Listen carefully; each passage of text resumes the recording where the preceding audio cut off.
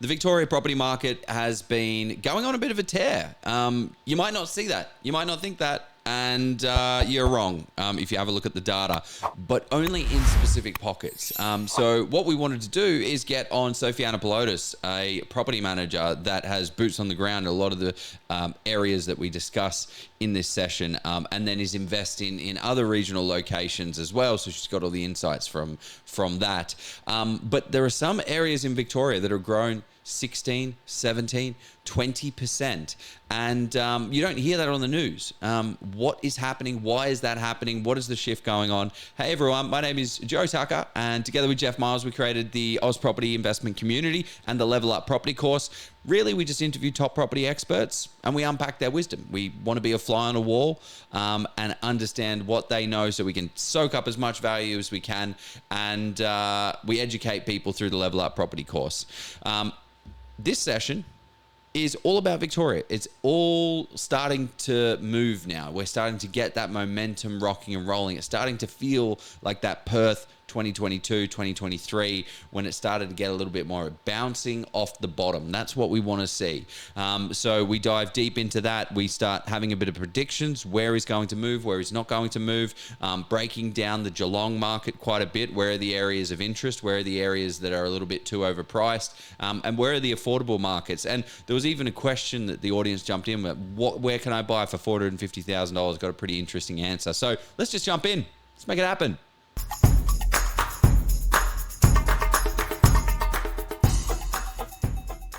And we are live on Oz Property Investors in 2026. It is our first session. Big times here. We are talking about the Victorian economy. Is it in a basket case? Because I actually realised that it probably is according to CBA, but it's going to be a huge session around the grounds around Geelong, a bit of another mystery suburb or location we're going to be talking to. So stay tuned for that. Rental reforms. Is a tenant going to wreck my property in Victoria? These are the things we need to be considering. Is it boom or bust in Victoria in 2026? The lovely Sophie Anapliotis, self-conscious, is joining us tonight. With confidence. No, Pliotis. There we go. Done. So it's going to be a fun session. But how are you going, Soph? What's happening? I'm good.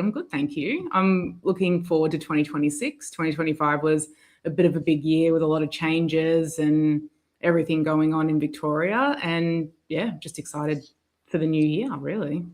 Yeah. Are you a new year, new you kind of person, or are you one of these who's like, I'm a spend the new year reflecting on last year and looking forward to new year. So I do spend a lot of new year doing that past and present and future stuff. So yeah, I probably am a little bit. I'm not like a join a gym membership on Jan 1 person, definitely not. But yeah, there's definitely a lot of reflection that happens at this time of the year.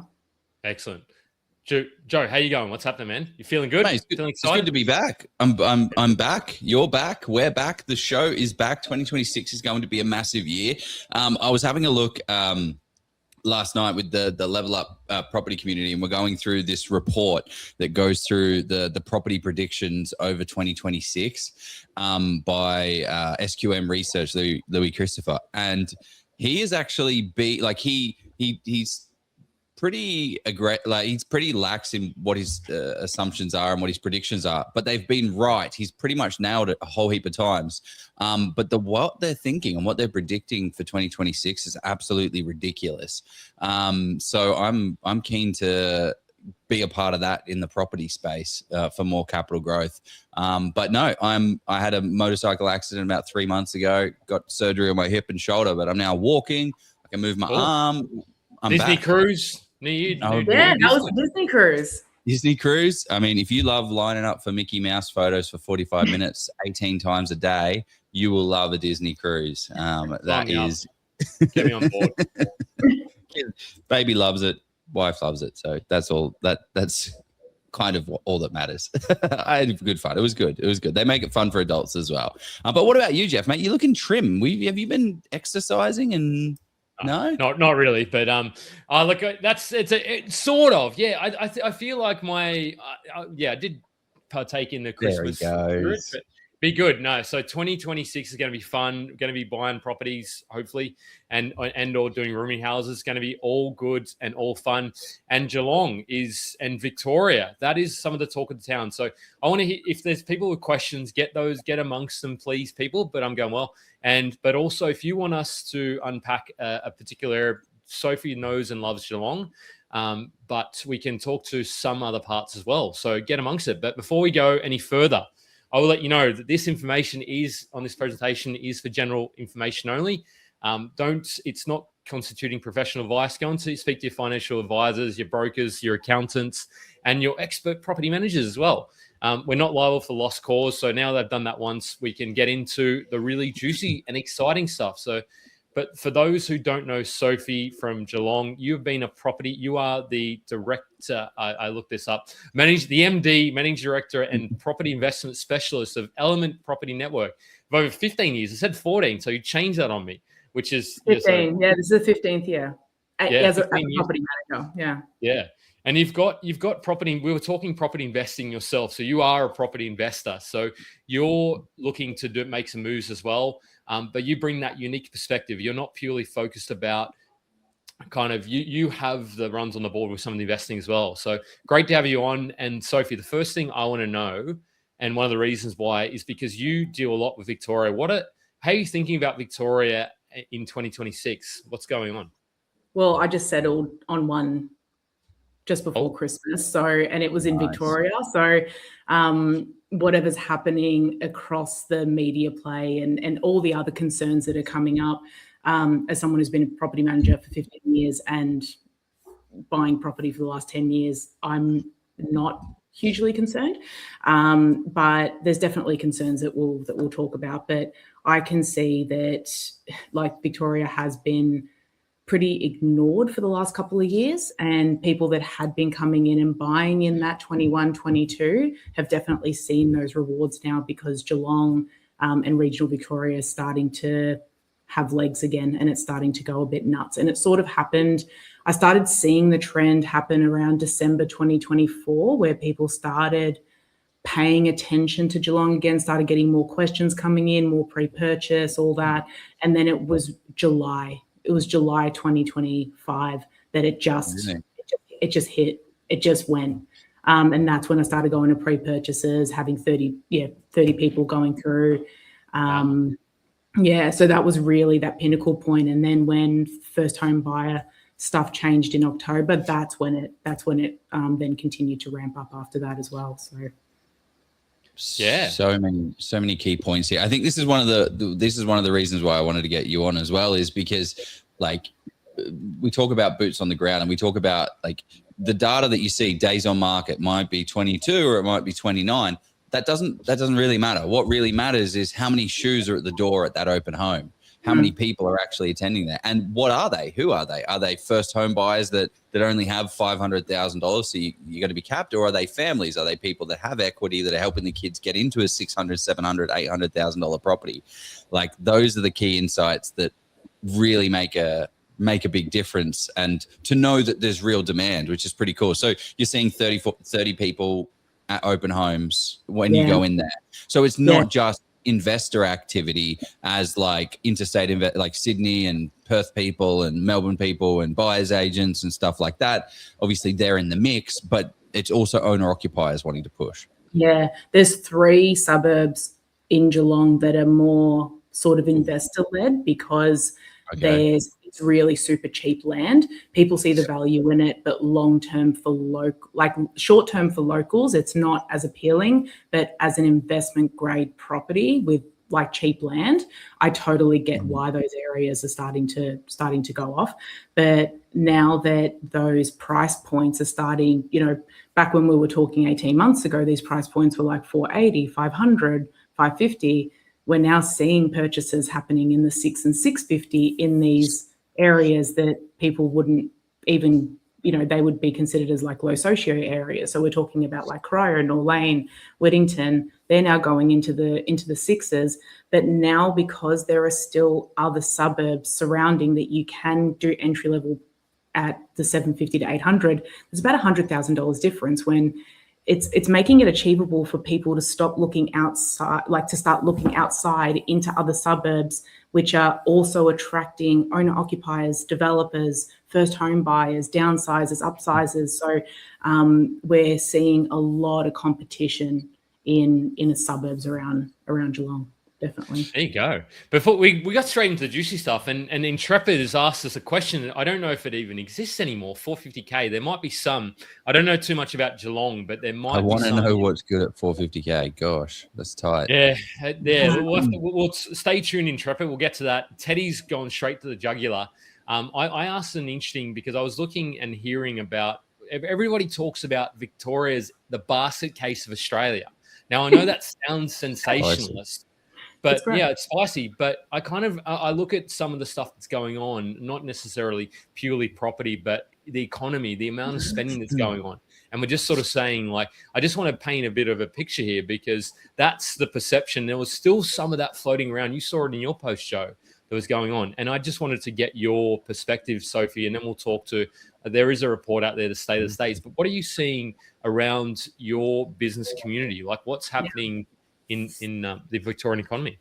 Well, from a Victorian economy point of view, from what I've seen, and again, I'm not an economist, but from what I've seen, hospitality and tourism have definitely taken a hit. But anything to do with trades or services is still going really strong. There's still enough going on in the economy. There's still a lot of housing getting built, despite what people, what we see online. But yeah, definitely white collar, blue collar trades, but hospitality, it is harder to make ends meet at the moment, because affordability has obviously, and inflation has affected the way that people are spending.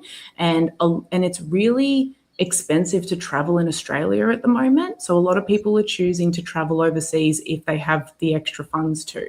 So tourism as a whole, especially in Victoria, has definitely taken a hit. Interesting. Well, it's interesting that the like going back to what you were just talking about before about like land value and asset value and house value. Like, as inflation hits, that makes timber, steel, jobs, like trades, their jobs are all going up in price. And it gets to a point where the replacement cost of an asset, the replacement cost of a house is to build, like it's $500,000 to build a new house now. But you're telling me I can buy a house that is fine, can rent out, will last another 20 years, and I get a massive plot of land? Like, the replacement value just doesn't make any sense. So you're pretty much buying a property and getting a house for free that you can eventually do something with and put a nicer house on and build it out, but you don't need to. You just riding that wave, and it forces the values to go up. But I don't think that that's the reason why these markets are growing, because of the inflation and because of that. Are you seeing a lot of construction of like an oversupply of new houses and new dwellings being built? Because you're kind of talking about trades there, but does that mean there's a shitload of new houses coming to the market? They're slower.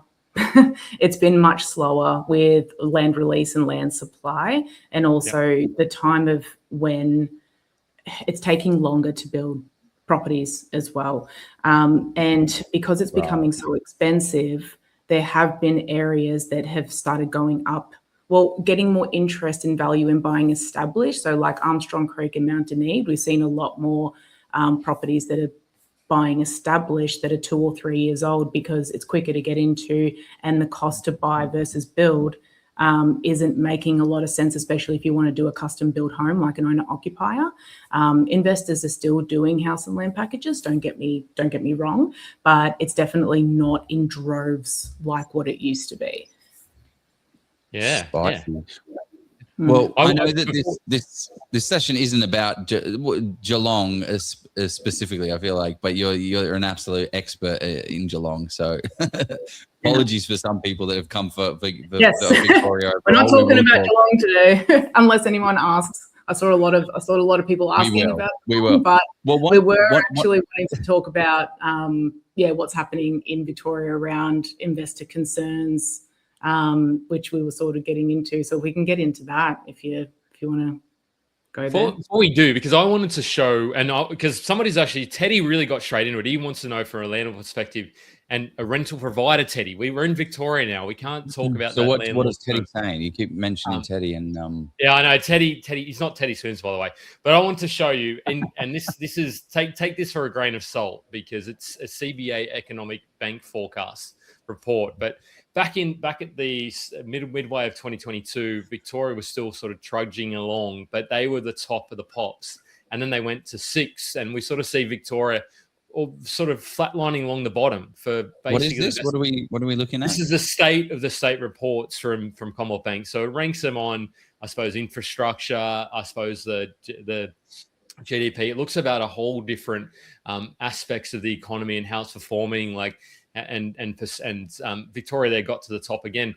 But you can sort of see from a government, so not from a property perspective, as a macroeconomic business. Yeah, business economics. Okay, cool. And we can sort of see that they just were. WA's been top for pretty much most of the last couple of years, but we can sort of see Victoria's starting to make their way consistently up there. So for those that are saying Victoria is in the absolute, they are in a lot of debt, understandably, because they've spent a lot of infrastructure. But I suppose there is some green shoots in the Victorian economy, potentially buoyed by maybe a change of government next year. I don't think it may not happen, but if it does, who knows what happens if you get a change of government in Victoria. But on that perspective, Sophie, from a landlord's perspective, could you give us a high-level list of the top three most expensive changes needed on rental properties to get it compliant? That's a great question, Teddy. Do you know that? It's a really, really good question. And what we're seeing, because we do help with preparing properties for rent, and a lot of older properties in a lower price bracket have been purchased, and then we've been having to do updates to get them rent ready. The biggest cost that we've been seeing is in electrical. Interesting. So that means like there's an old switchboard that is like they don't have any RCDs to, if something breaks, it turns off the power, right? It just doesn't have that. It's just got fuses. Yeah. We had the first surge of switchboard upgrades when the reforms first came out. Surge. Is that deliberate? When it first came out. And now there's a lot of owner-occupied homes that had never been rented before. Yeah. And because they haven't had those updates, the investors are essentially buying cheaper, but they're inheriting having to do those updates now. So a lot of stuff goes into electrical. And what I'm starting to understand more about electrical and renovations is that as soon as you go to change something or update something, the electrician can't leave until they know that it's been made safe. So if they move a PowerPoint or they go to update a light or a switch or something like that, and then they see that the wrong electrical wiring has been used or it's not up to code anymore, they have no choice but to make it safe. So then we see rewiring happen to make sure that it's now meeting today's code.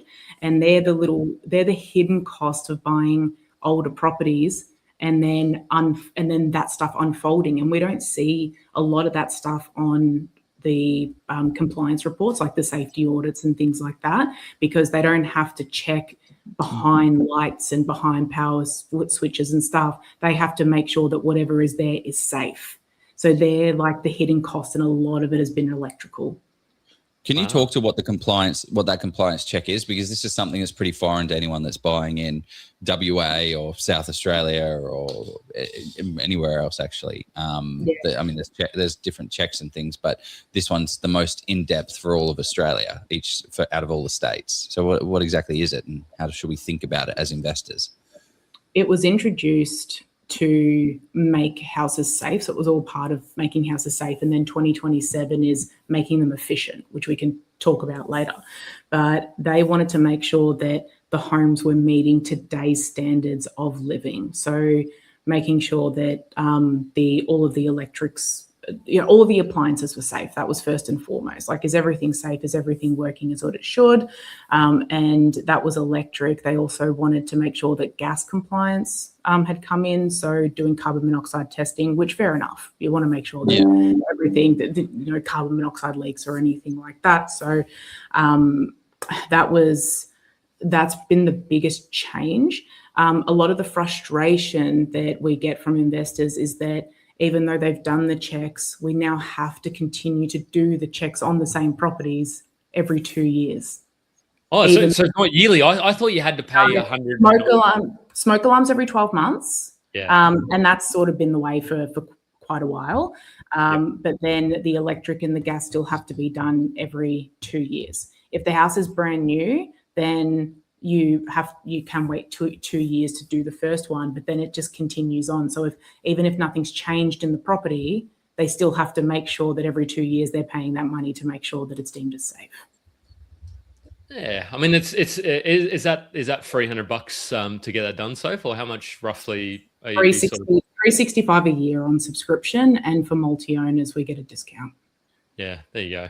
I mean, it's one of those. It's just we started off with a lot of optimism about Victoria, but the more we talk about these rental situations, but how do we quantify this though, right? Like it's like name it, number and numb it, Jeff. That's what you're always. I know, but it's just it's the sentiment and the vibe. It's just like I don't know. Like I hate that stupid word vibe, but it's in my head now. And Brian, he's a Geelong, you know Brian, but he said with the new tenancy laws in Victoria, can a tenant? I just wanted to bring up some of these drawbacks, and then we could look. There's a lot of interest in Victoria, and it'll probably go anyway. But can a tenant ever be moved on, or once they are in, are you stuck? What does that look like, Soph? Well, it depends the reason why you want to move them on. So I'll go through the major, I'm going to go through the list of concerns that we talk to our investors about daily and the reason why, where the concerns are coming from. So the first one we've already touched on, which is compliance, and then minimum standards. So minimum standards got a little bit more mandatory from 2025, because now we need to make sure that the properties are meeting minimum standards before we even advertise properties for rent. So it's just added a bit of a process there. Never-ending taxes and levies. That's just been a given for the last couple of years, and we've all as investors been concerned about that. Increasing insurances and rates have continued to go up because land value's gone up, rates have gone up. Like how much your insurance is going up? Like the insurances that I'm looking at are like $1,800, which is like our Townsville deal that Jeff and I have. It's $435. Well, was purchased for $435. It's now like $600, but like it's $3,200 for insurance. So when you're talking, what insurance costs are going from $1,800 to $1,850 or what? mine's $1,300. 1,300, Jesus. Yeah, and this is the thing. Like, there's so much comparison. That's like people that haven't experienced Queensland, right? So like our land tax down here is Queensland's insurance up there, and us as investors, we talk about that. We understand that.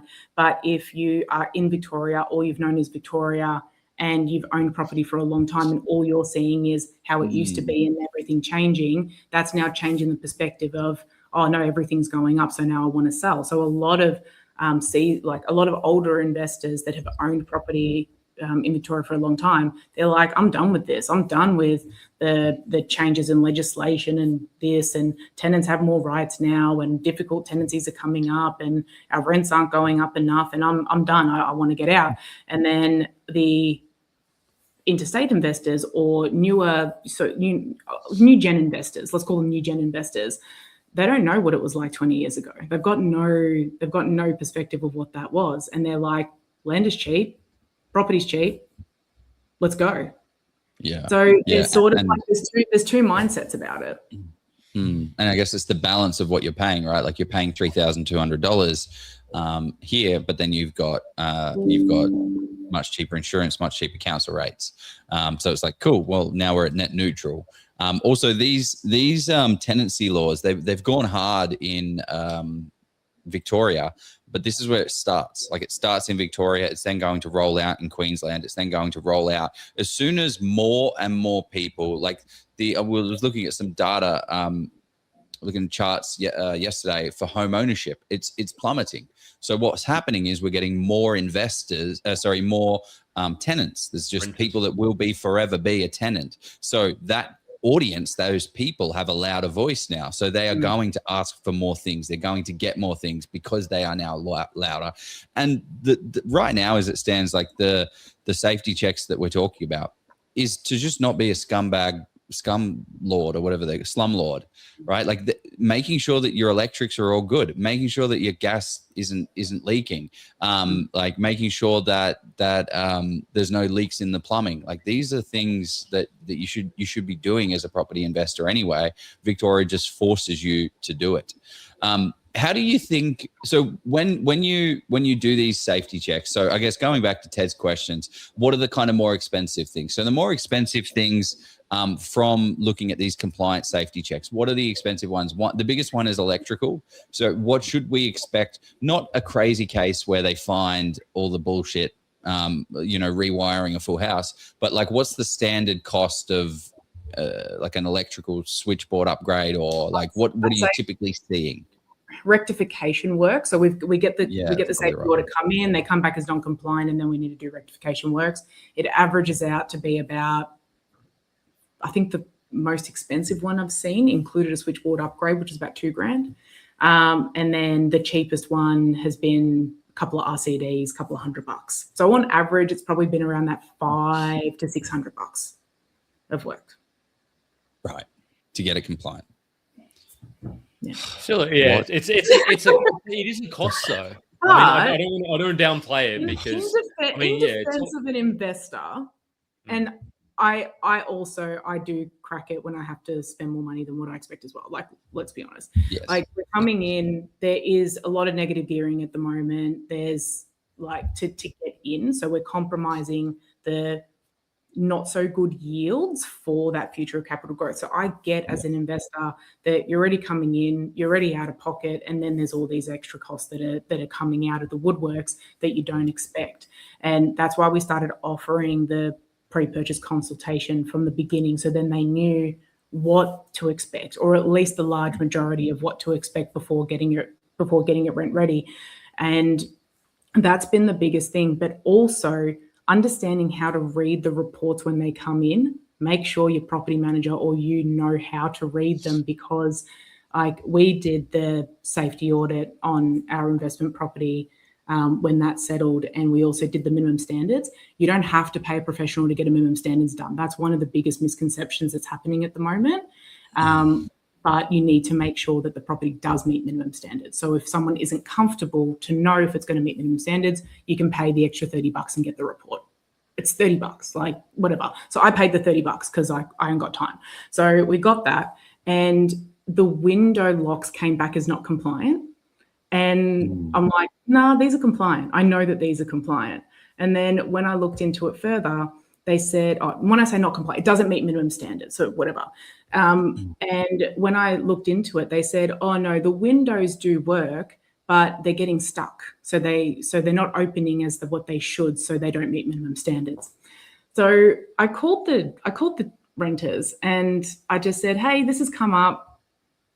Like, is this a concern? And they said, it's summer, it's timber windows, they're swollen, and you just give them a little nudge and they open and they're fine. And I said to them, like, do you need me to organise some planing? Do you need us to do anything? And they said, if you plane it, then come winter or come the colder season, the swelling goes away, you're going to end up with a gap. And then even though I'll meet the minimum standards of 2025, I then won't meet the minimum standards of 2027 when draft proofing comes in. So it's also like it's a difficult conversation to have sometimes, because we do need to make sure that every property is meeting compliance and minimum standards. So then we don't get a slap on the wrist and a fine from Consumer Affairs if they come and do a random audit. But we also need to know how to read the reports and how to be practical and know what questions to ask, because that's just a perfect example of something that is actually meets minimum standards, but it was just a little bit inconvenient for the auditors to open the window at the time. Like so there's a little bit of common sense. And if a property manager is a little bit younger or doesn't know how to read it, or if it's a first time investor and they're a bit overwhelmed about the whole process, you can unnecessarily pay more than what you need to.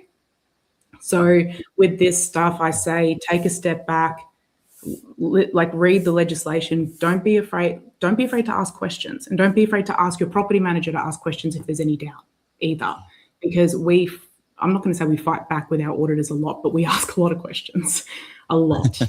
You ask constructive questions. I think that's important. We do ask a lot of constructive questions, and we do say, show us in the regulations where this doesn't meet compliance or where this doesn't meet minimum standards. Like, we're not afraid to ask those questions. So I was having a look at the Oz property portfolio, right? We don't share the exact addresses because we don't want anything to happen. But one thing that you'll notice is that these things are not pretty. That they're not beautiful, brand new properties, because pretty isn't profit, right? You need to do little bits and pieces on any property that you buy.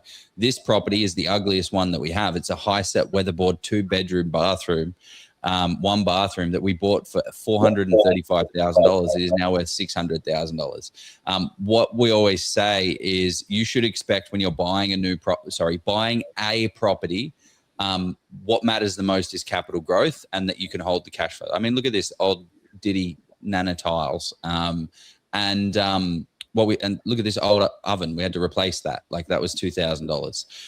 But my point of bringing this up is we always say, like, expect to pay $5,000 to $8,000 on buying a property. Buying a property just on random shit bits. Put a new line item there. Random little bits and pieces, because there will be stuff. You've got to do the compliance check. You've got to do this. You're going to see my oven. Oh, it looks a bit old. It works. Yeah. Does it work? No. Yeah, it works. Oh, great. I'll buy it. You buy it. It breaks day one. Great. Okay. I got to buy another one. That's $2,000. So if your decision is just go in there with an extra $5,000. So if that means you need to drop your purchase price to get into the property, then you probably have to do that then. So there's a great question that came up in here, what are you seeing the average total rent ready cost is for someone that goes in and buys a property? So I guess, because you see it, someone's just come to you, they've just bought this $600,000 property. It's normal. It's the set and forget. Like, it's not a renovator. It's not like, it doesn't need too much, but like, what is the cost that they should expect to get rent ready? I think my 5 to 8 is very aggressive and just more of, don't get shocked when you get a $3,000 bill, but what are you typically seeing? Well, and it depends on the price point that you're buying in. I can look at a property online and I know just on that suburb and the price range that they have it in, how much they're going to have to put work into it. So if we're seeing that a property, a nice property that's already, all the work has been done, right? The external work's been done, because we're seeing a lot of issues like roofing, gutters, downpipes, like external windows, like things that have just been let go. Like, so they've made the inside look pretty and then the outside just needs a lot of external work. And that's where a lot of expenses come in, like replacing gutters and downpipes and external painting and stuff like that. So if I see that, they adjust the price down to factor that in, because if all the work was already done, then you're paying more to do it. So that's when I have the conversation with them, because we did a larger project over 4 units, and that total cost to the owner ended up being about 130 or 140K. But that was a large project that they managed. And then the average price at the moment would probably be around that 15 to 20K, but that's also adding in cosmetic stuff like painting, carpet. No, I mean 15 to 20K. Talking about the minimum standards, like to get it up. Minimum standards. Yeah, like normal. Like standards. if I bought a normal house in Victoria, and then you just need to make it meet minimum standards, like blind anchors. Most blind anchors, a couple of $100. It's minimal. It's really minimal. Well, we've got to pay for the report, right? We've got to pay for the report. We've got to pay. So like 2,000, 3,000. Yeah, 335 plus rectification works of the safety audit. So around that 550. So we're up to 800. And then any little bits and pieces of minimum standard. So call it, where are we up to? Maybe $1,000, $1,500, something like that. Okay. So factoring in $3,000 to $5,000 is pretty reasonable going in for that. Yeah. Okay. If you're going in there knowing that everything else cosmetically is fine, appliances are working well, you're not going in there knowing that you're going to have to do a lot of updates. That's just, Okay. That's all right. All right. Stomach that. We've talked about the tenants. We've talked about the upgrades. Let's talk suburbs. Let's do it because I'm to be honest. You haven't even gone through all the concerns yet. You've gone straight into it. Because I'm just mindful. We're going to even talk about the location. I'm just going to say it now. Ballarat is where we're going to be talking about as well, because that's where that also popped up. That was probably second behind Geelong. So I don't know. There's so many different, and people wanted a regional versus metro comparison as well. That's hard to make. I'm going to bring Joe a little bit on the metro. Sophie, you can talk metro as well. But let's go to on the ground in Geelong. What is going on in Geelong? Like, can we really? Because Intrepid Travellers asked for 450K. I don't think you're getting 450K in Geelong. Probably not. Unless you want a 1-bedroom unit. Okay. Yeah. Okay. Yeah. Oh, that's good. That's good for our blocky units, Jeff. If people are looking, that's $1.8 million. We bought that thing of just under 1.1. Yeah, Jesus. You're not selling that for 1.85. Yeah, and there is a lot of interest in units as like buying unit blocks at the moment. So we've had clients that have bought in Geelong and then they went into state, they bought in Hobart, and now they're coming in with a bit more equity and they're looking for more unit sites and stuff like that. So they've been growing in popularity. There was a 3-unit block complex, and that one sold for 1.3 recently. Yeah, it's crazy. One of the things I just wanted to talk on the geographics of Geelong, because I think that sometimes that's understated. Like, so here's Melbourne here. So how many hours drive or minutes drive is Melbourne to Geelong drive? Like, is that something that people commute to the north of Geelong? It's about 50 minutes. 50 minutes. So about, in between an hour. But one of the things that helps Sydney is it's hemmed in by the Blue Mountains, it's hemmed in by the ocean, and then it's surrounded by national parks. Now, Geelong is not surrounded by national parks. It is hemmed in into the ocean, but it's also stuck in between the M1. So this road here that circles all around, this is putting a lot of pricing, like a lot of supply pressure on everything that is in here. All of this stuff will eventually build out, and there will be a whole heap of stuff similar to what's going on in Lara. But it is still, people want to be in town and they want to be on this side of the border. So the beautiful thing of Geelong is it's got some geographical boundaries that limit the amount of supply that can continue on forever. Obviously, out west here and all of this stuff that's not that is going to eventually become houses over the next 100 years. But right now, people want to be close to town, and it is a geographical interest. It's interesting geographically, I guess, to say. But what are the suburbs and areas that what are we talking about? What your favorites are, or what's the I guess it comes down to, like, I think we'll talk about it from a price range point of view. Okay. Yeah. So if you're wanting to come in at more like sort of entry level, that 5 to 550, you can still find some, but they go really quickly, and you'll find them in older pockets of Norlane, Corio, and Whittington. So they do come up, but they hardly come up. There's a lot of off markets that are happening at the moment. So definitely being on the ground or having those contacts to know who to ask and all that sort of thing. There's a lot of that happening at the moment. You probably, because you probably know better than most, Sophie, but you have to be a little bit careful with flood zones and actually the pocket that you're buying as well. Because is that something you would suggest people consider when they're looking at these cheaper properties? It's something to consider, but it depends on what you're planning on doing with the land. Yeah. Does Geelong actually flood though? Like, is it the bay that kind of overflows, and is that what leads to the flood plain sort of thing? Like, what is leading to I suppose one of the areas that we spend a lot of time in now is Newcombe, which I call the new Geelong West. And Newcombe, I grew up in Whittington and Newcombe, in that area, and I never knew that was a flood area until investors started asking questions about whether to be concerned about flood zone. And I'm like, I cannot remember one time that there has ever been flooding in the area. I would say that it's probably because of older infrastructure, because it's Newcombe, Whittington, Corio, Norlane, they've been there since the late 60s, early 70s when it started developing. So that's older sewerage, older water lines. So I would say that that's probably, it's just because they don't have updated sewerage and infrastructure and stuff like that. So sometimes extra drainage points, if you're planning on keeping it long term, is okay. But I've never really seen much of a concern. I probably see more flooding in Belmont if one suburb came to mind. Belmont, not something that usually comes up in the flood conversation, does it?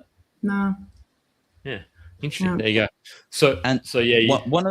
One of the unseen disadvantages of property that I don't think is very much talked about at all is the like property movement, like structural cracks. And I think that this is something that's actually more common in Victoria and more common in Geelong specifically, and Newcombe actually. I've seen a lot of structural cracking in there. Like, what are your thoughts on that? How do you see that?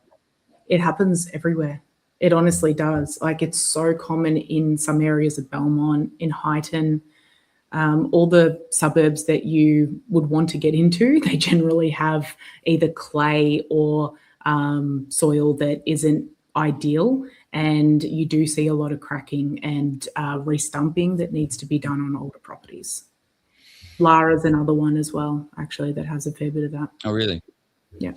Well, I guess that's something just to do the pest and building, and to sometimes expect as a property manager, as an investor, to walk away on a deal, because some things you can save, like restumping is not necessarily the most expensive. I think we spent $16,000 on one of our renovation projects. That's absolutely fine. That's not a big deal. But the problem is when you've got a concrete slab, it can be a little bit more expensive to re-level it, and you've got to inject stuff and raise it and drop it and do all of that kind of crazy stuff. Underpinning and all that. Yeah. I'm going to throw a spicy one there. We're not going to talk. We'll get back to a little bit of Geelong, but this is a tough one, Ed. This is like the question that always gets asked in the group: 800K budget, Geelong or 20-30 kilometres west, east, or north of Melbourne? Like, goodness, you've got about 400 suburbs you could potentially pick from there, Ed. So there are so many suburbs. There are so many suburbs that you can find. Do you want me to throw? Do you want me to go first, or because I thought I've been looking at this question? So Jeremy Nazelli, he loves a bit of a value add play, and he was like 12 to 18 months ago. You could have picked up a nice little renovator because everybody was like talking absolute garbage about in Victoria. So you could have gone along and picked up a nice inner east property on about 8.5. Yeah. So Ed, if you had a time machine, that's probably what you want to consider if you want to do a bit of. You're not doing that now because people have gotten on and picked that up. So I don't think Ed cares about what he could have done. Well, no, but I'm answering it that way because to deliberately point out that it comes down to what do you actually want to do, Ed? Are you wanting to, because you could probably actually stretch and buy 2 properties with that. Not within Metro Melbourne, but you could pick up one at 550, 600. And then if you could then sort of tweak your sort of borrowing, you could probably pick up another one regional for 4, 5, 550. So you probably pick up 2, but what is it you want to achieve, Ed? If you purely just want to, but I would say with that budget, if you go in Geelong, you can pretty much pick a lot of it. And Sophie can answer that. If you're picking Metro Melbourne kind of way, look, you're probably not doing Frankston much now, or Seaford, like Frankston maybe. But yeah, Frankston North, but then that's grown. Yeah, so you're ruling that out. So maybe west of Melbourne.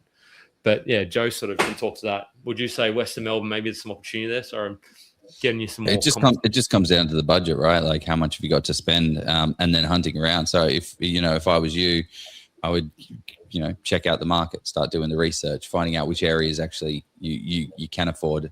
And what the portfolio looks like as well, because is this your first or is this your 8th property? Like if it's your 8th property, then maybe you can just tweak it a little bit. But if it's your 2nd or 3rd, like what do you need in your portfolio? But Soph, what do you reckon on this budget? If we're just talking about Geelong, it opens up like 15 suburbs. So it's just it's a good budget to have, and we've seen a lot of really good purchases that have been getting really good yields as well. Because when you're buying at $800,000, you're buying a family home, the third living area, larger space, and those rent for much higher as well. So it's a good budget to have if you're looking for something that is more blue chip. You want to get into your Hamlin Heights and all that. Grovedale, for me, if I'm just talking like my area, that's an area that you'd be able to get into at 800 and get a really good solid house. People love Grovedale. Grovedale's so good. Grovedale's great. Grovedale was one of the areas that I wanted to get into, but my budget didn't allow me to. Why is it so great? Like from an investment perspective, or like for future value? Like, why is it so great? Value, like it's sort of that area where 3216 we talk. That's the biggest postcode that we have in Geelong. So that covers Belmont, Highton. So those areas that have a good name to it, and then Grovedale is in that as well, and so is Warm Ponds. Warm Ponds and Highton have essentially become outside of reach unless you've got that higher budget. You're going into that 800, 900 mil for that property. You can still buy in Belmont, but to get a good place in Belmont, you are spending that 900 plus. You can still buy cheaper in Belmont, but you haven't to put in the money. You know what I mean? So it's sort of that, it's a bit of a finicky area, Belmont, to get in. But then Grovedale, you can still find really great, solid homes that are livable. You can still add value to them, but you can still get them for like that 7 to 750. They are starting to creep up now. So the nicer or like the more modern you are creeping up into that 8s now, but it's just got a lot of value. It's Look at that in a CBD. She's probably got a lot of units in there, I would imagine. Yeah. So it's fallen 3.6%. So I might just share this with the community because it's a really handy tool. It's called just type in CoreLogic or Cotality, mapping the market.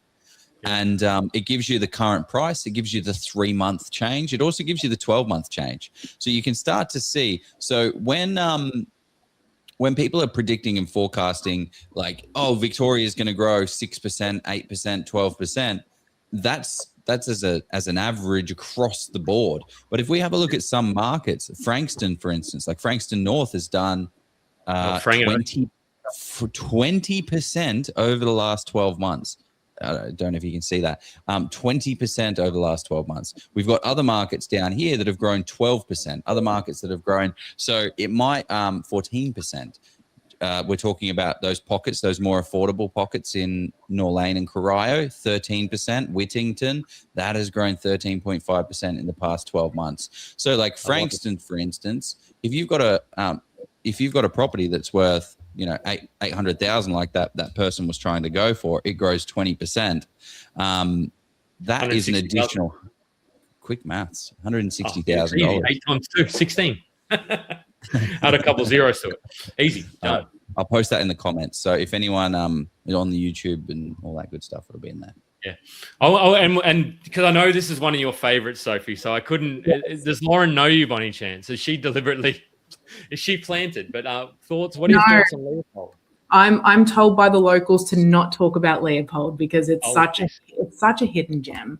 I think it's such a good area, and the rents are like the rent returns in there. If you're comparing to yields and location, if you've got a good budget to get into Leopold, the rents are awesome. Like you're renting. I saw one recently.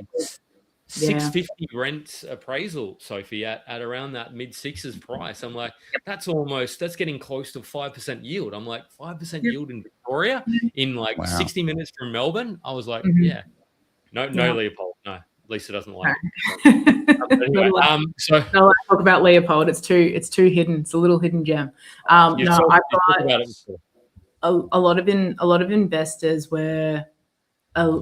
Like when I'd mention Leopold, I'm like, oh, has Leopold come up on your radar? This and that. They're like, oh no, it's too far out, and it's not for a regional town. It's still within 15 minutes of Geelong CBD. It's an established area. It's always attracted families who have wanted to live there, local schools, they're walking distance to, like, depending on what pocket you're in Leopold, it's still walking distance to sporting grounds. So it's really great for families. You're halfway between Geelong and the Ballarat Peninsula, so you've got the beach, Ocean Grove, all that. And the vacancy rates always maintain. I actually don't recall a time I've ever seen it close to 1% or more. Like, it's always popular, that area. Look what you've done, Sophie. But that's all right.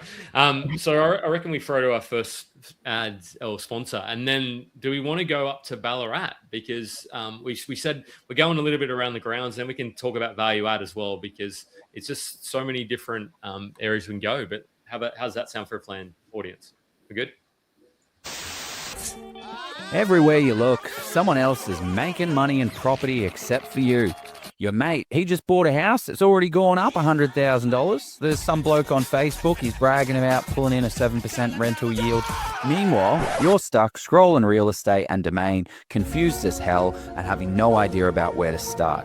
Or maybe you're that mate that's got $100,000 in equity. You have a few properties under your belt, but you feel stuck. You're unsure about how to scale without over-leveraging and not knowing what the next right move is. So why does it feel like everyone else has some kind of secret that you're missing out on? It's because they do. There's a reason some people keep stacking properties while others sit on the sidelines stacking excuses. There's a reason why some investors buy under market value while others pay too much. There's a reason why investors know the hot spots before there's any heat. And there's a reason that some people build $150,000 in passive income while others just spend years thinking about it. And it comes down to knowledge.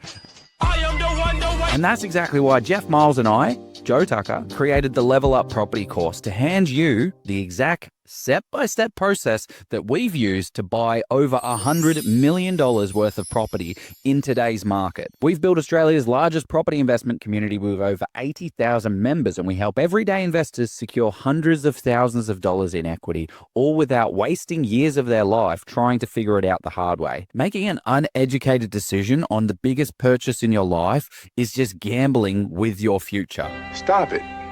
Get some help. And this isn't just another how to buy property course. Let's be clear though, this course isn't free.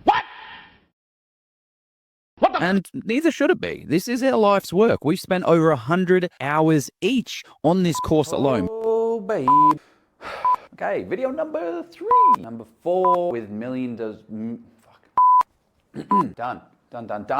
We've got decades of experience, millions of dollars in deals distilled into a repeatable process that you can take away for yourself. If you're looking for free advice, there's plenty of noise out there. You can go and find that if you'd like.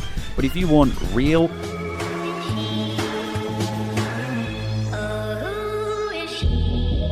actionable, step-by-step guided process that works in today's market, then this investment is going to change everything for you. By the time that you finish this course, you will have full confidence. You'll have every tool that you need to build an amazing portfolio if you act on it, right?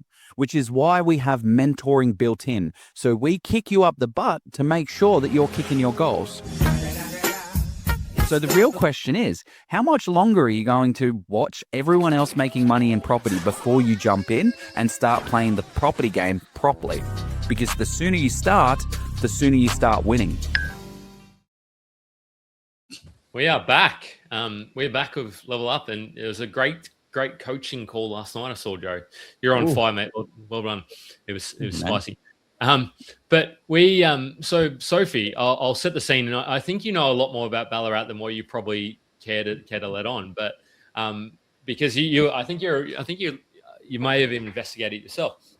But this is a report that we spoke about on our last live session. This is the regional market update, and I think it is. Can you zoom in, Jeff? Yeah, I know. I need to. It's just drop that side bit away as well. Yeah. How do you get rid of that? I don't know. There we go. But what I was saying here, Ballarat is doing. It's already. I wouldn't say it's an undiscovered gem, because you've got 3.8% the last quarter, 8.6%. So 5-year change. It's actually done, and this doesn't sound much, but 5% year on year when Victoria's kind of roughly gone backwards. But yeah, you did see that bit of a considerable dip around. But yeah, Ballarat, It's an interesting space for sure, and people are very interested in it for sure. So, Sophie, what's your intel? Sorry, you go.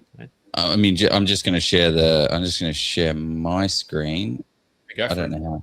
I don't think I can. I think I have to remove yours and then add mine. Yeah, like look at mapping the market on Sebastopol down here. Sebastopol 17.6% up the top here, 17.3%.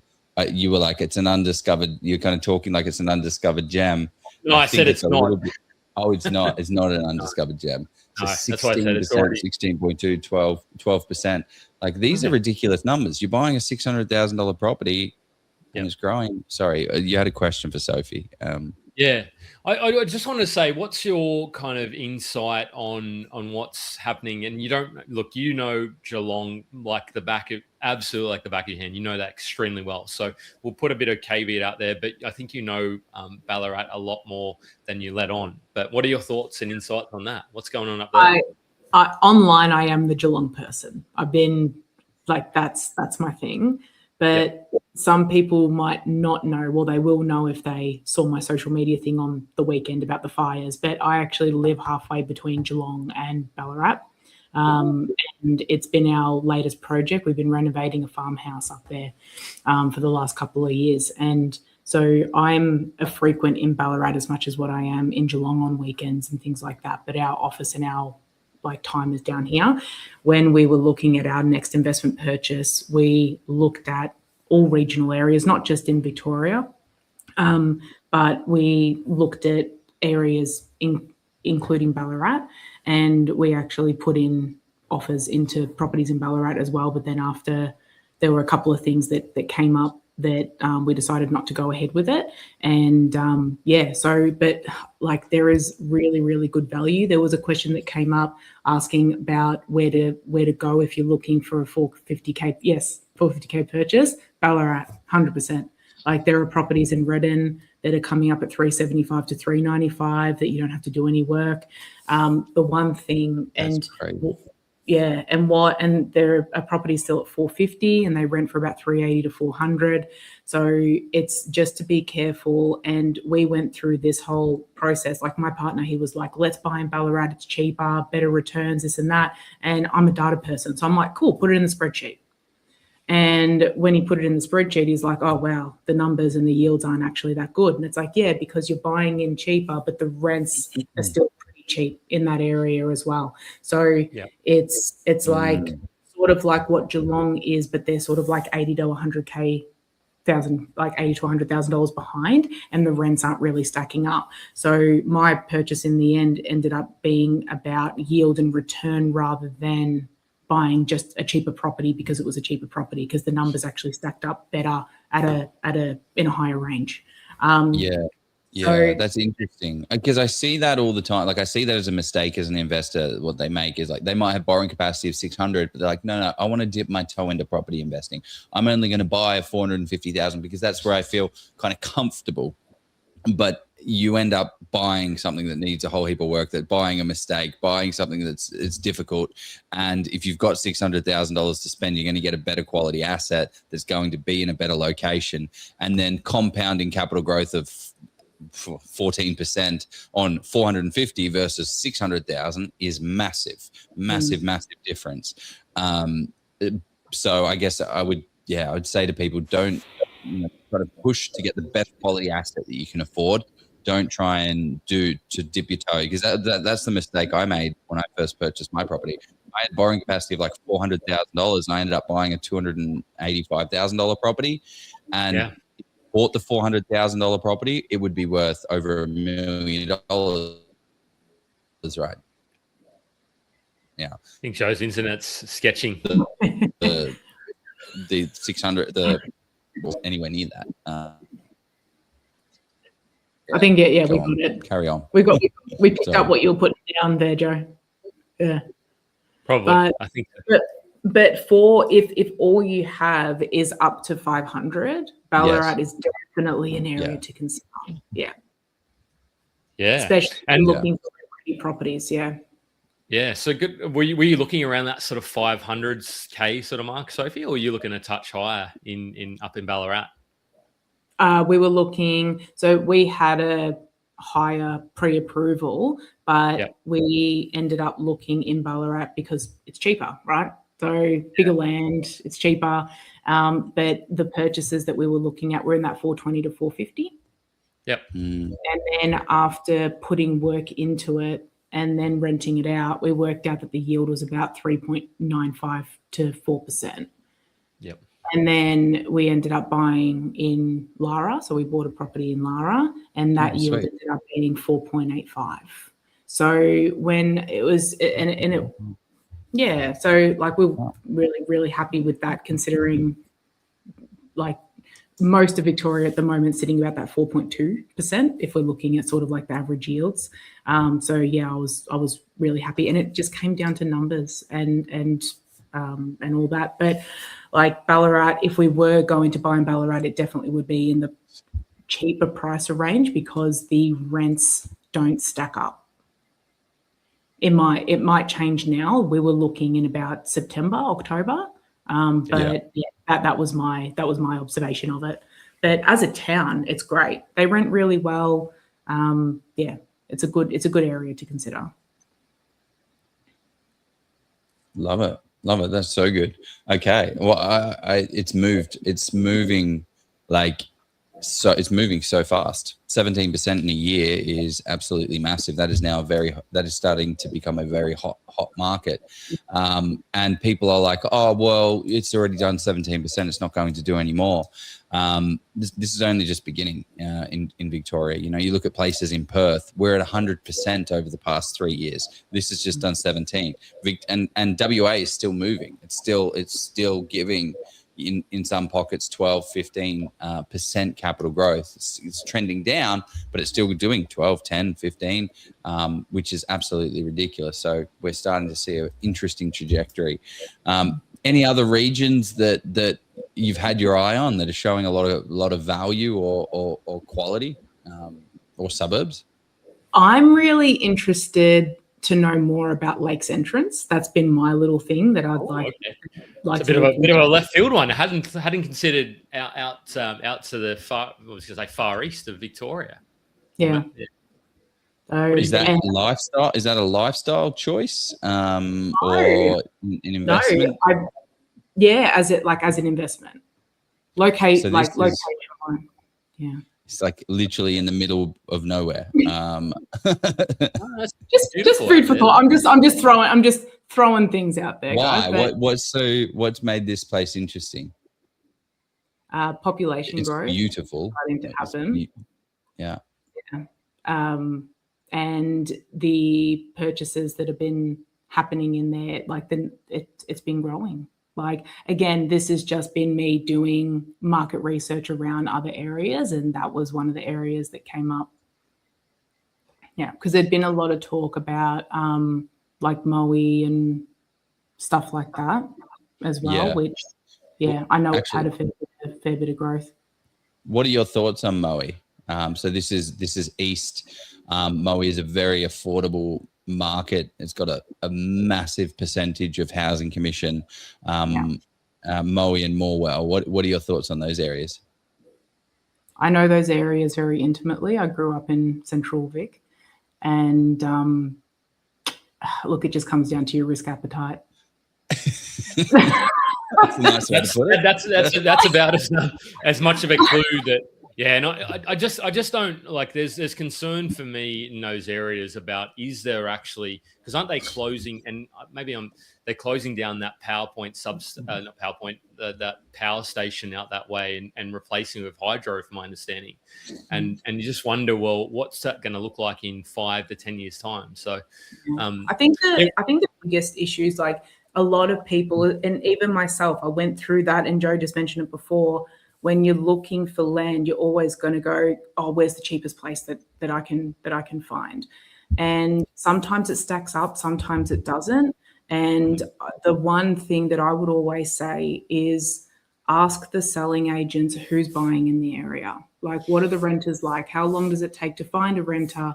How long are they in there for? Do you have a high turnover? Are there damages that happen? Do you have rent arrears? Like, ask those questions. and be curious about asking those questions. And I know that like Joe a couple of years ago was like, buying, like you were telling me to buy in Queensland, and my risk appetite wasn't there at that point. But I look, and this is where it's a bit hard, because if I had taken your advice and bought there, I could have made a lot of money, and I didn't, because I was like, oh, crime's a bit high, and my risk crime's everywhere, Sophie. Yeah. Well, yeah. Well, it's hard. It's so easy to talk yourself out of a deal. Property investing is risky, and there are 1,000 reasons why you shouldn't invest in property, but it's so easy just to talk yourself out of it. But if you've got you've got to have the knowledge, you've got to have the research, and then once everything's in front of you and you're like, shit, yeah, actually I am now comfortable, I can now take that next step. That's the kind of level that you got to get to. And also you haven't been there. Like, I think that and you probably didn't do those conversations with the property managers. Like, if you called the Sophie equivalent in Townsville 3 years ago, you would have been like, what the hell am I not buying here? But you do the online research, and it's easier just to be like, well, there's flooding there, or council rates are $3,000. It's like, no, it'll make sense. It'll make sense. So, but it's hard. It's hard. There's no guarantee, right? So, our place that we bought 435,000, but that's the same with other places that we bought in Victoria. Like, we bought one for 500 and something, did a reno on it. It's now 660 or 670 or something. But we didn't know that. Well, yeah, we didn't know. You're not guaranteed that it was going to. There's no crystal ball, so you do have to take a bit of a leap of faith. But we're getting to a point now in Australia where to get ahead, you're going to have to invest. You're going to have to do something with your capital, and property is one of these assets where you can leverage it quite high, and it can do some pretty incredible things. Like that property that I'm just talking about, $160,000 worth of equity. Our deposit was $100,000, so we've got 160% on our capital. We put $100,000 in. Like, where else can we get where can we put $100,000 in to get $160,000 back? Not many places. When people talk about this cash on cash return, though, but also we didn't sell it, but you don't need to sell it, because we can take the equity out, and then we took the equity out of that house and another house, and that allowed us to then use that equity to then build a rooming house, and that rooming house is now going to give us $1,750 a week in rent, and you start to compound, and it starts to get pretty exciting. Not that you need the rooming house, the income. You need the income. If you have the income. Don't have the income. Well, this is why we need a good broker. And we have a chat with Jeff, and Jeff says, you know what? You got to balance your cash in it. Okay, don't talk to Jeff. Don't talk to. Yeah. Do not go to step up loans. Yeah. But no. So we've spoken a lot about regional here. The thing that this conversation go on for another hour, because I wanted to speak about the value add, because Sophie, you are one of the value add exponents. I know it's hard for you to do it and help people out, because it's just more time consuming, but I wanted to talk about the granny flat, because you had you on about probably 18 months ago now to talk about that in Victoria. So should we throw to our next sponsor? We'll do a quick hit on Metro, just our very 5-minute thoughts on it, because everybody's just 800 podcasts on Melbourne. We don't need another Melbourne Metro podcast. But we can talk about that quickly, and I want to hear about value add. So let's throw a sponsor and Q&A. Yeah, throw your questions in here. Anyone that's got any questions for Soph, anyone that's got any questions on areas, throw them in there. We'll get to as many as we can.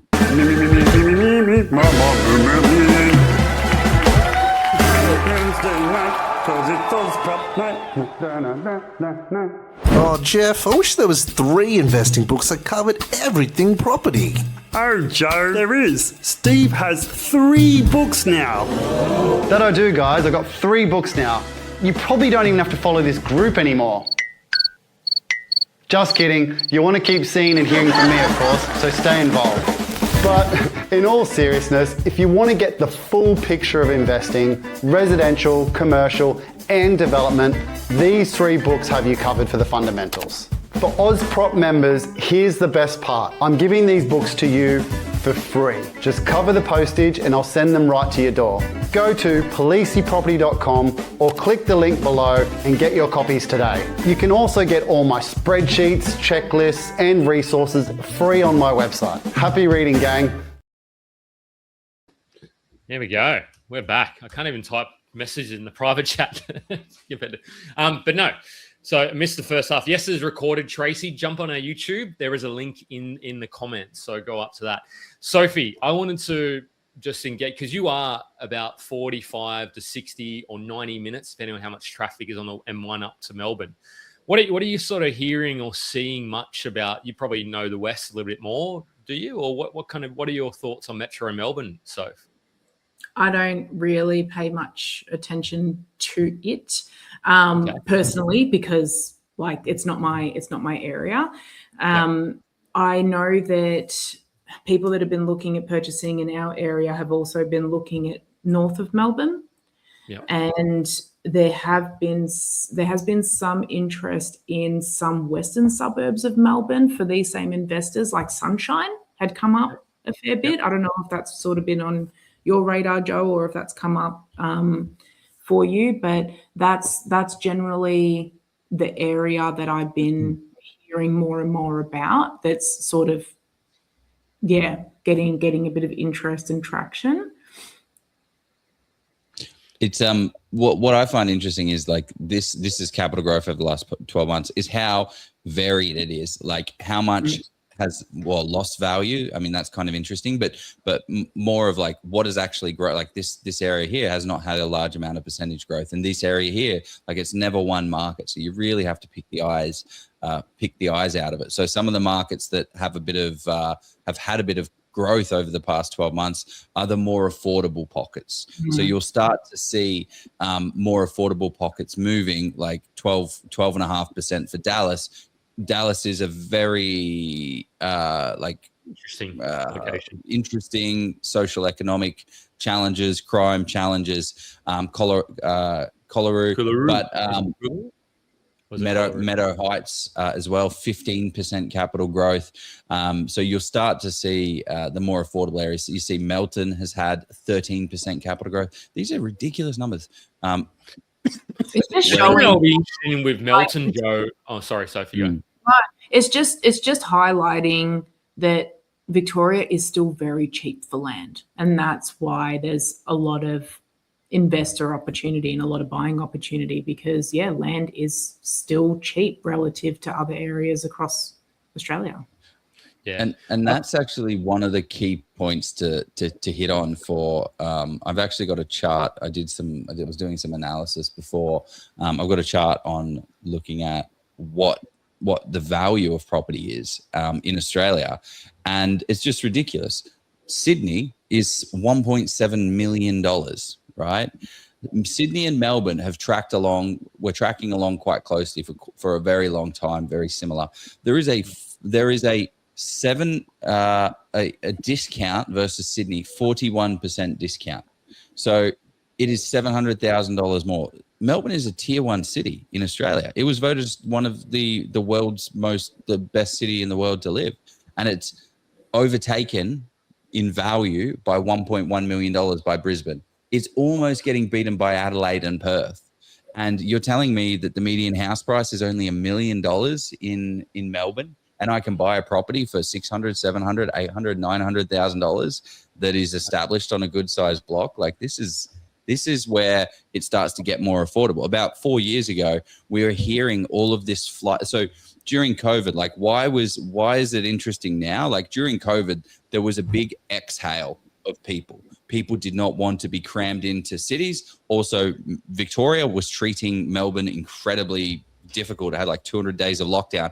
People were fleeing to South Australia. People were fleeing for that tree change, that sea change. And we were not buying, like Jeff and I, we weren't talking about Victoria because it didn't make sense. It didn't stack up. There was no affordability. And just anecdotally, I have friends who have moved their entire life. They said, Joe, we've been looking in Sydney for months and months to get an affordable house, and we just can't do it. We're moving to WA. Why? Because it's the most affordable market. That's now not the case, but that is now the case for Melbourne. So what we're starting to see now is Melbourne is starting to bring in this inhale to open things up. Also, like if we talk about the macro perspectives, we're getting a lot of infrastructure that they've spent a shitload of money on, which is not great because that's an expense for the government. But the Westgate Tunnel is opening soon enough. I mean, there's obviously going to be delays and all of that stuff. And that's going to open a whole heap of places up. What's the other one? The other, there's another project that's opening up. I can't think of it off the top of my head. I forgot the name. But that's coming early this year as well, which is then going to cut down commute times for a lot of areas. So areas like Sunbury, Pakenham, going to get interesting. So it's going to drop commute massively. So all of a sudden, these areas that were once, like Werribee, for instance, is going to get access to the city a lot easier. Areas that were once 40 minutes away, 30 minutes away, 50 minutes away are now going to speed through, and you're going to get straight into the city, which then geographically makes them closer to the city and makes them, doesn't necessarily, distance to the CBD doesn't necessarily mean capital growth, but access to capital does help drive prices. So access to infrastructure is what does that. Just on those charts, the devil really is going to be in the detail, because I don't know about Melton, as in I don't know exactly. I'm only hypothesizing here. I suspect that could be potentially new builds. So are the prices increasing those areas because the cost of land and build is just it's just more expensive than existing in that area. So just make sure these are interesting charts as a basis, and then go beyond that and really understand what's going on. So great sorry. point. Yeah, I mean, I don't know. I can't prove my hypothesis, so I don't know. For people who bought in Melton, so because I know a few people in the audience watching. It's not an area that you're investing in, right? Yeah. I mean, I'm not. Yeah, I haven't dug in deep enough. So so high level, Sophie, what do you reckon about? I reckon your team regional versus Metro Melbourne. What do you reckon, Soph? I'm team regional, 100%. I've always been regional. I think that there's definitely value in Melbourne. Like, don't get me wrong. Like, the prices in even trying to get something in like Richmond and St Kilda and stuff, it's just absolutely nuts trying to get something. There's huge value to have in that if you have the price point to get in there. If you don't have the price point to get in there and you're happy to take a train, then you can buy something for $400,000 cheaper and be 40 minutes down the road. So I'm always going to be, because I prefer space, land, rather than being in close quarters and all that. So me personally, from a livability perspective, I prefer regional better. I think the numbers stack up better with land as well. I just think that there's more value down here. But there's a lot of areas in the outer skirts of Melbourne that are achieving very, very similar results, like what you just highlighted before. So, but I'm regional through and through. Like, the more regional, the better. I'm both. I'm both. Can I? But I'd probably buy a regional first. But is he frozen? Poor guy. I think he's just thinking. It's like almost blue steel. Coming back in. Thanks very much, Lily. I didn't do anything special. I appreciate the comments. People said nice head. He's back. I think. Is Joe back? Yeah, I froze. You're back. You were just taking a really long time to think about whether you like regional or metro better. It depends. Depends on the brief. It depends on the person, right? Like, I think that there are people that feel comfortable to be as close to Melbourne as possible, as close to a capital city as possible, but also have $800,000, $900,000. So if you do have $900,000 and you can buy in it, like look at Frankston, for instance, right? It's done 18%, and that's $800,000, $900,000. So yeah, if you got $800,000, $900,000 and you buy in a market like that, you've absolutely crushed it. If you go out and buy 2 regional properties for $450,000, and they, congratulations. I feel like I've broken up again. So maybe you do the talking, Jeff. Okay, yeah, I feel bad because I remember the time my internet was not fully functioning. But Soph, I'll ask the question. You think he's back? But no, I agree with the sentiments, Joe, 100%. You kind of you need to figure out where you want to go. But Soph, the thing I wanted to, you are one of the value add proponents around, and I think you were one of the first Joe's in regional internet not working. Good old Charmaine. Good one. But you talked about this. You were one of the ones who first brought it to the Oz property investors audience. What is happening with granny flats and subdivision value add? You know Geelong mostly, but are you seeing much of it now, or what's an update on that? It was a bit hyped up. It definitely happened. Like people did jump on and do granny flats, and they've been renting for about the same price as a unit, which has been really great. The best ones that I've seen, and there's one that we're super excited about. There was one that's going to be settling in Leopold, and it already had a 2-bedroom granny flat with an ensuite. Everything was all set up, ready to go, and the price point was awesome. There's minor changes that we need to make sure we can separate the bills and all that, because when doing granny flat or when you have multiple tenancies on one property, you have to take overheads into account and making sure that the numbers stack up when you're taking on the overhead. So we always have to take that into account when we're doing due diligence. But that's going to stack up to earn about $1,000 a week or $1,100 a week. When we're done with it. So it's like, that's the stuff. Like if it's already there, you're not having to pay the money to build it. It's an awesome buy if it's already there. Rooming houses as well are becoming a lot more popular because you can rent out rooms for anywhere between $300 and $400 depending on location. But bills are included. So there are specialty considerations that we do to make sure that your overheads don't blow out. So it just, it's a bit of you do have to put a little bit of preparation into those. But by like building from scratch, there is a fair bit of a price point that you need to put into it. Is it $200K to build like a decent granny flat? Like what sort of price point are you seeing? Yeah, it's about that, $200 to $250, depending on like whether the land is ready for it, whether you need to do any other preparations, whether you need to set up extra electricity points. I've just lost my wording. You get what I'm trying to say. Different utilities and stuff like that. Tim's asked a great question. What are some of the yields you're getting on yields with the value add granny flat? Are you seeing like 5.5 or any better than 5.5%? Well, we're going to be, so with the recent purchases, it hasn't settled yet, so I don't want to share too much about it. But that's going to be a yield of, let's have a look, 6.13%. Ooh, but that you were able to do that, convert and make that. You didn't have to build the brand new one, right? So it was so the yield's looking a little bit better. But it's interesting. So there's some scope there, isn't there? Like 6.1%. Is Joe frozen again? Yeah. Well, the key, I don't know if he's frozen or not now. You there, Joe?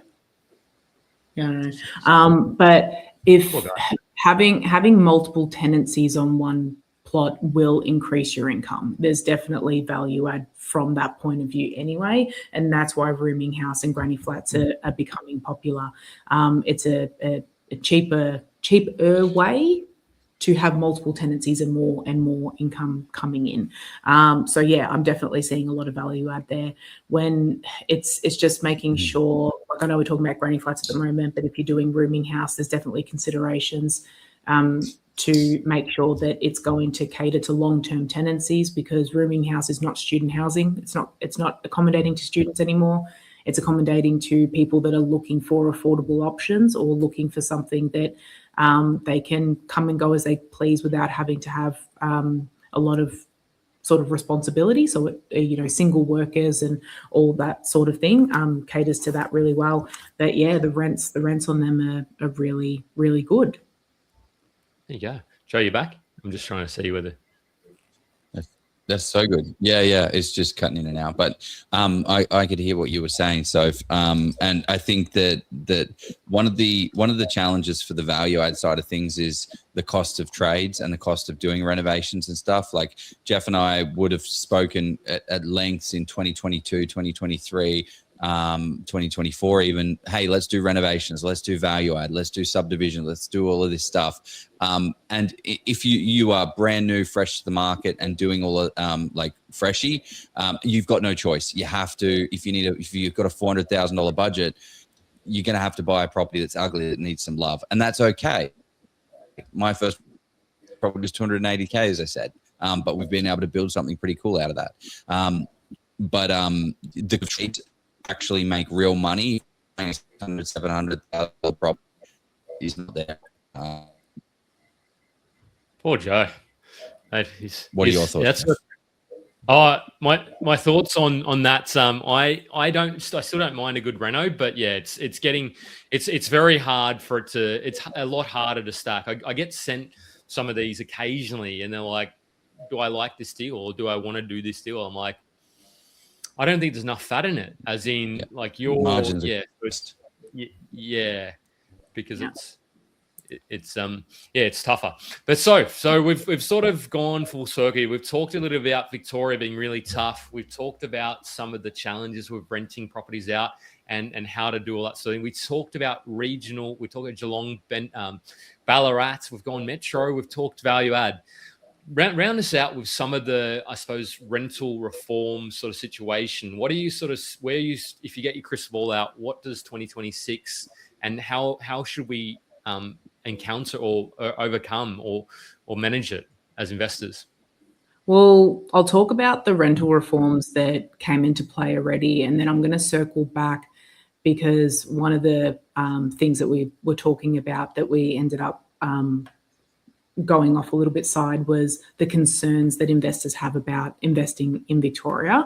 So I'll talk about the rental reforms at a high level. Well, more the ones that are concerning or that impact investors. There's a lot of stuff that happened in the background, which is more of just like a processes issue. So it's just as property managers or as if you're investing yourself privately, like what am I trying to say? Self-managing. There's a few more steps that are now involved and a few other things that has made our job of compliance and all that a bit more heavy. But yeah, the 2025 rental reforms that made a difference, I said, as such, was that properties now need to meet the minimum standards before advertising the property, which there was a lot of misconception in media and a lot of hoo-ha that, oh no, my property needs to be compliant. I need to do switchboard up, you do have to do switchboard upgrade, but have to do gas compliance, electrical compliance, everything needs to be done before you advertise. It's like, no, it just needs to meet the 15 minimum standards. It's just 15 minimum standards. It's fine. It's all good. There's an extra step that we do now, especially if the property's waiting for settlement. We want to advertise it to reduce vacancy. So we go in and make sure that it meets those rental minimum standards before we advertise. But it's not as, it wasn't as scary as what it was being made out to be, and probably what property managers made out to be as well, because they were coming in a little bit more sort of risk averse of like, oh no, we need to do this. And it was like, no, just stick to the legislation. Like, this is what it says, just keep calm and move on. So the properties meeting the blind cord anchors, so they now all need blind cord anchors. The Victoria Consumer Affairs have offered, if you do find that you need blind cord anchors, you can order them for free from the Consumer Affairs website.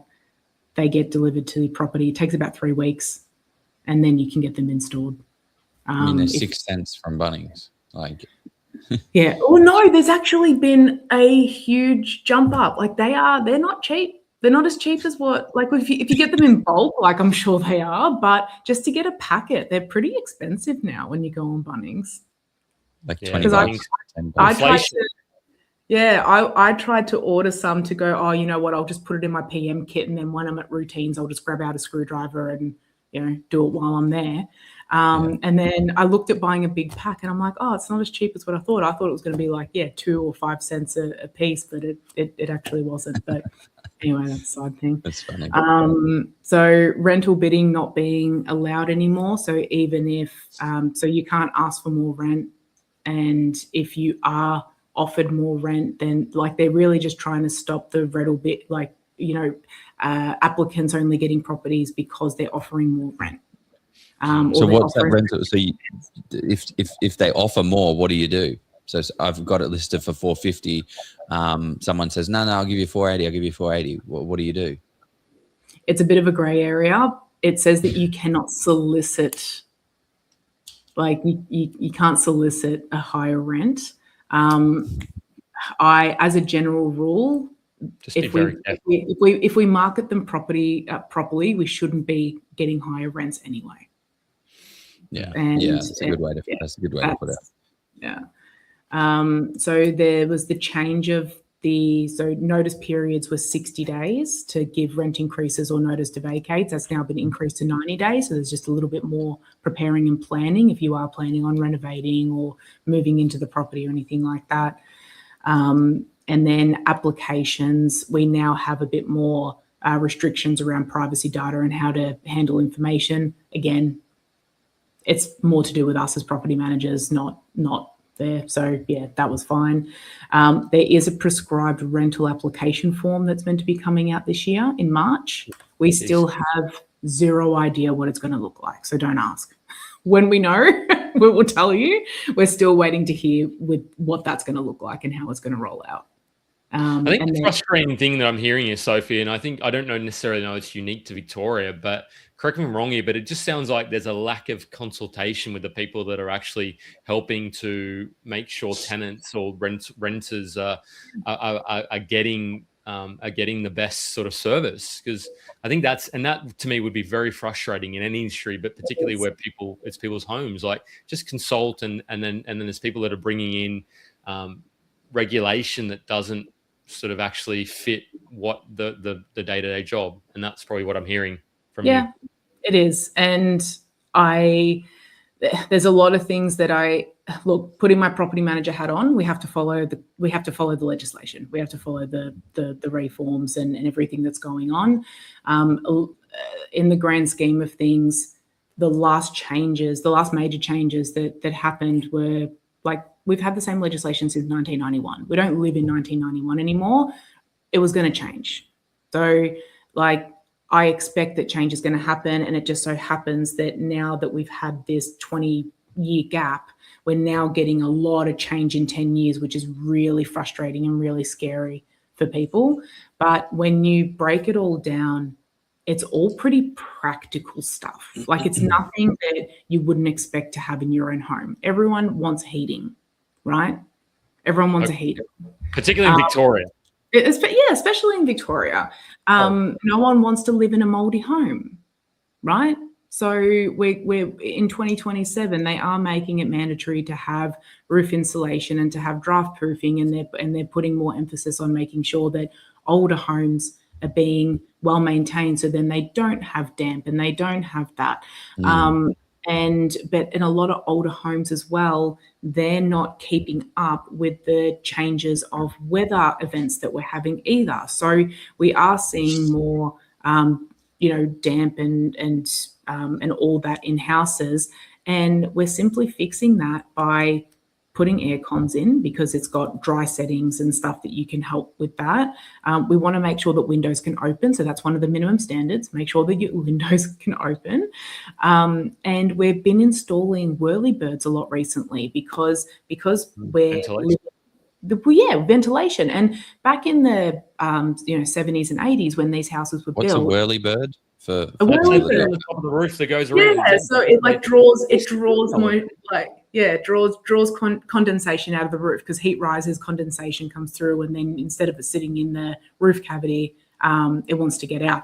And in older homes, we didn't have heating, we didn't have cooling, we didn't have 40-minute instant gas hot showers. Everyone had a bath once a week, you know what I mean? Like, so we have, and a lot of people once a week bath.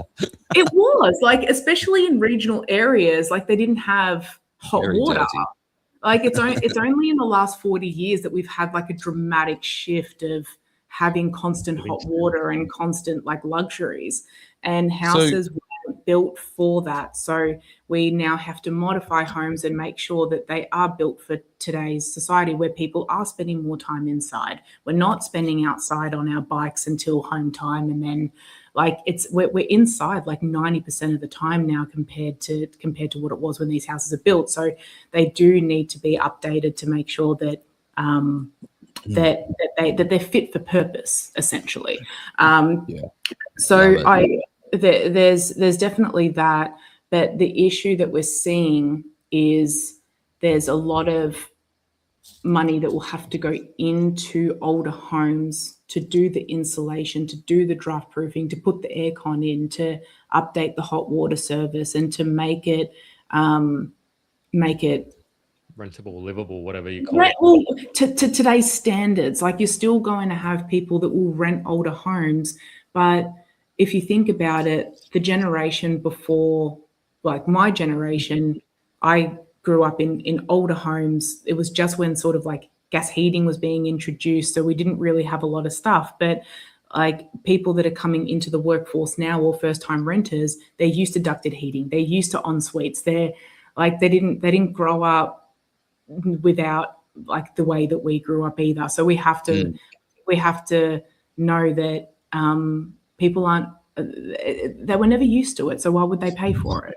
Like it's I think that's a good point. Really good sort of summary and consideration of people coming down the track. I'm gonna round this out because some spicy. I want to hear.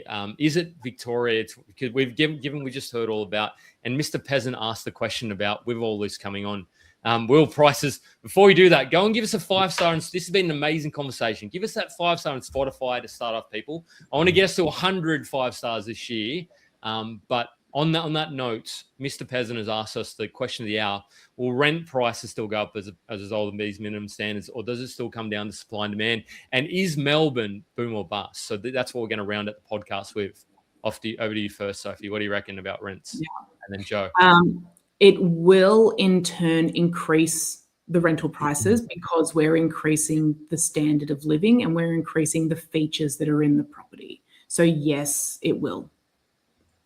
Do you think though that you can actually, because there's that argument of just because the rental provider landlord costs have risen doesn't mean you can necessarily rise the rent or raise the rent. What do you think about that sort of kind of line of argument? I'm not saying I'd kind of sit on it. Could maybe it does, maybe it doesn't. Is that kind of because it's not the renter's fault that you had to do all these things and what? Yes, so supply and demand probably. I reckon. It is a supply and demand thing. Like we recently did a $70 a week increase. Yeah, well, it was because that's what's happening in the market. Like that's what's and it wasn't and we're doing tiered ones as well. Like there are some that have gone up $50 of rent a week and all that. And it's just what's happening in the market. Like the last 12 months, there's been so much increase of demand. And even like there are properties in Cryo now that we're renting for $520 to $550 a week. And they're the same rents that we're getting in Armstrong Creek and Mountain East. So it does come down to supply and demand. If there's 100 properties available and there's hardly anyone looking, of course it's going to bring the prices down.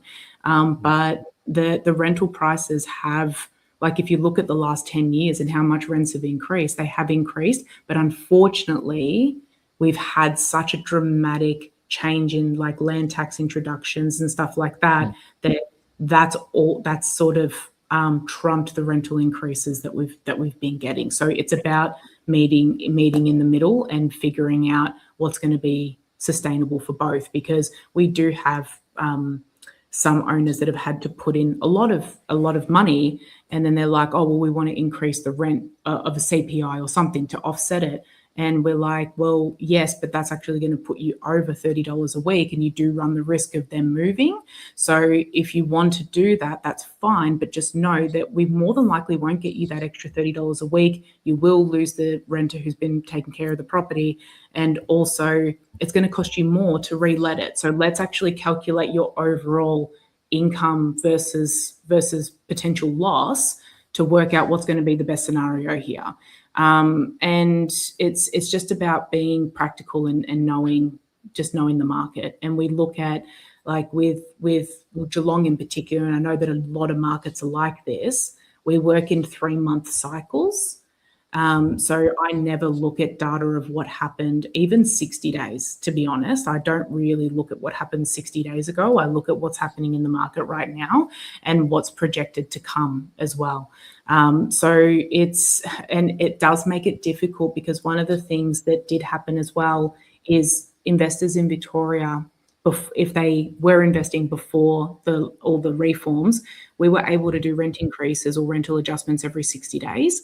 That's now, 60-day notice every 6 months. Now it's every 12 months at a minimum and 90 days. So we may do a rent increase based on what's happening in the market right now, but in 90 days' time, it's actually increased, but we have to wait another 12 months to do another increase. And that's something that it has been an adjustment. It has been something that has been frustrating, especially as costs have been rising, and it's been harder to try and justify the cash flow, because that's the biggest issue that investors generally have, is cash flow, and making sure that they do have money in the kitty for when maintenance and repairs come up. And I think it just comes down to being organised, because if you're like, okay, we'll raise the rent when we can, then you're not sort of planning for that. It's the same with a lot of things in life. You're not organised. If you fail to plan, you plan to fail. But yeah.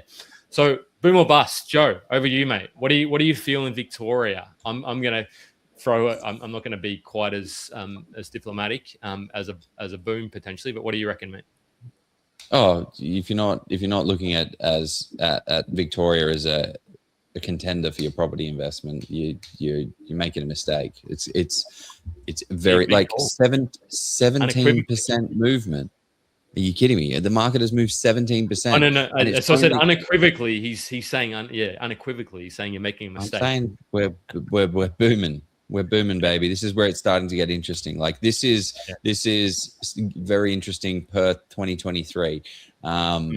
Green shoots. It's been shit for a very long time. We're now starting to see the green shoots. That it's not going to grow everywhere. It's not going to be like COVID and 2022, 2023, where you can throw a dart at the map anywhere and it will grow. It is a lot. It's not made because of one big fundamental macro Australia-wide shift. It is going to be more micro markets moving based on the fundamentals of supply and demand, rather than a crazy boom everywhere. So I would just be, that's the biggest probably takeaway is not from this session, but for any investor, is just be very particular about where you're buying and what you're buying in that area. And it's kind of like what Sophie's been talking about, is just don't buy areas that like don't buy products that don't match, that need a whole bunch of work, because it's going to be expensive to fix it. But also there are things that are going to come up, but they're not too expensive with these legislation changes. So boom or bust, Jeff, where are we going for Victoria? What are we doing here in this Not market? a boom for me this year. I think it's just going to simmer away. And I think it's a normal property market. That's unfortunately, I'd love to say sensationally it's going to drop 80%, not 80%, 10 to 20%. It won't do that. It's not going to do that in most, like, it's not going to drop.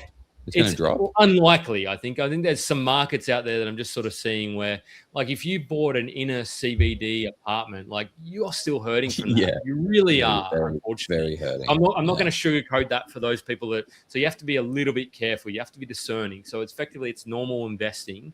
Like, understand that market you're buying in and why you're buying it. Simple, really. I mean, simple but not easy.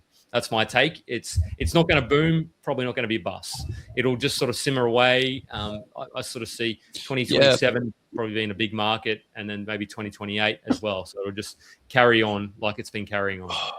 We're so undersupplied, though. We're so undersupplied. Like the government's promising, what was it, 2 million houses? We're 30,000 houses behind projected targets for that.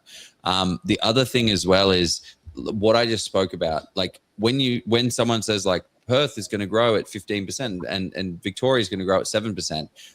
What I'm saying is it's going to be spread out. What Jeff, you're saying is a lot of markets are not going to do as well. What you're going to start to see is markets move a lot more and then markets not move very much, which then makes the averages look pretty shit because not all markets have moved. So it's not going to be a great broad spectrum. Victoria has done X and it's amazing. It's going to be done. These areas have killed it, these areas have not done very well. So, yeah. Anyway, this has been a really good session, Sophie. Thank you so very much for sharing this, because you've actually given a little bit more clarity around, from an investment perspective, how we should think about these rental standards, how we should think about the biggest concerns that people have from a property investment perspective, and quantify the cost. You know, we're talking $2,000-$3,000. To do all this rental standard stuff. It might be $5,000. Any property that you buy, you're going to be spending $5,000 to $10,000 on top. So just factor that in, and it's adding value to the property. Be careful of properties these are my takeaways. Be careful of buying owner-occupied properties, because they won't be up to rental standards. So you will need to spend more on those. So if you're buying a property that's already rented, go do that. If it's already rented, this is something we didn't talk about. Yes. Just my quick notes. Make sure that you go through that rental ledger, and that is a very good tenant. We purchased a property. We got a property under contract, and we clicked a little checkbox that's in the middle of nowhere called vacant possession, because we saw the tenant was not very good. We have not settled on that property for 11 months. We bought the property 11 months ago, and that vendor is responsible to kick that tenant out because they're not very good. They weren't paying their rent on time. They've taken the vendor to VCAT and done all of this stuff. But we own the rights to own this property. It's been 12 months with no mortgage. It's like the ideal situation. Stressful, costing mental energy, but just be very picky about the tenants that you take on, because kicking them out is very, very difficult. Yeah. Any other little bits and pieces? That's what I was going to touch on. There was a question about how can you get Jeff. How can you get a tenant to leave? Sorry, I know that we're going to finish, but if anyone, that's what I was going to say. Like, if you are concerned about difficult tenancies or inheriting a problematic tenancy after settling, just make sure, don't be afraid to ask the right questions about the tenancy before you commit to purchasing, or reach out to someone who can guide you on those questions. Yeah. Love it. How do we get more Sophie in our life? How do we learn more and get help with property management in Victoria? If you search Geelong Property Manager, I tend to come up. So you can do that. You can search Element Property Network. Always here. Always here. I've dropped it in the comments for you, Sophie. I've dropped it in the comments. There you go. It is Element Property Network. Do lots of things. Thank you very much, Sophie. I really appreciate you coming along. And we normally do an hour and a half, so that just shows that we're getting a heap of value. And thank you for coming along and starting us off again in 2026. Thank you. Big year, guys. Thank you for everyone that stayed on, throwed in questions. We appreciate you. Let's go buy a property, guys. See you later. Woo-hoo.